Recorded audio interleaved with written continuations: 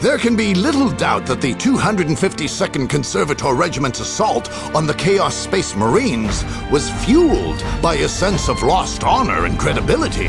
While a final judgment could wait centuries in Segmentum's martial courts, General Vance Stubbs knew well that the warp storm had erupted on the Imperial Guard's watch, and that many suspected heresy among their ranks to be the cause.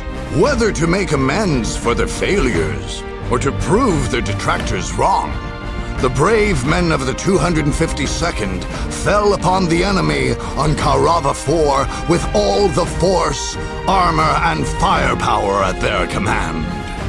Under the rigorous command of their new general, the men became brave and resourceful.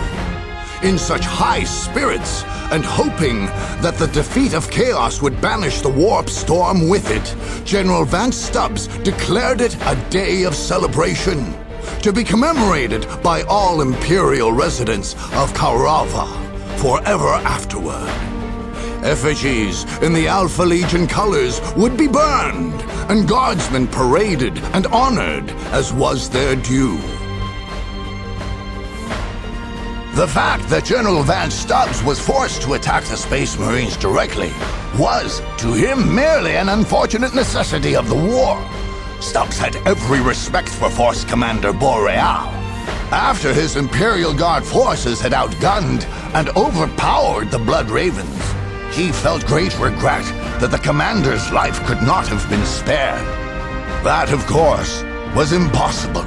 No Force Commander would ever flee or surrender while his company fought and died. The few Blood Raven Space Marines who had been unable to die honorably were given prompt medical treatment and dispatched to Segmentum Command. The dead were given all the honors and funeral rites due to their station. These proceedings, however, did not for an instant deter General Stubbs from installing a company of his guardsmen in the lands of Solitude, or laying claim to the usable munitions and other equipment left intact. The loss of good Imperial Space Marines was regrettable, General Stubbs reflected. But the charter of his regiment and his own personal ambitions had, after all, left him only one course of action. When the Sisters of Battle arrived in the Kaurava system, General Stubbs knew there was only one way he and his guardsmen would make it through alive. No victory or act of penitence could clear them from suspicion by the reckoning of those ecclesiarchal zealots.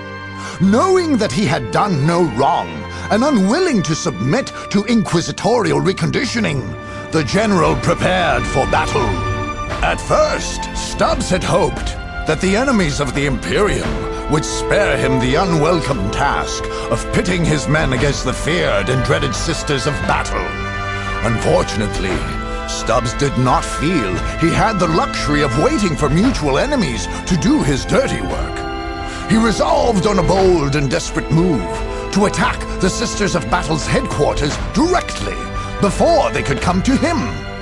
With the advantage of surprise on their side, the 252nd Regiment, although weak of will and faith, showed themselves stronger in arms and armor than the pious Sisters of Battle.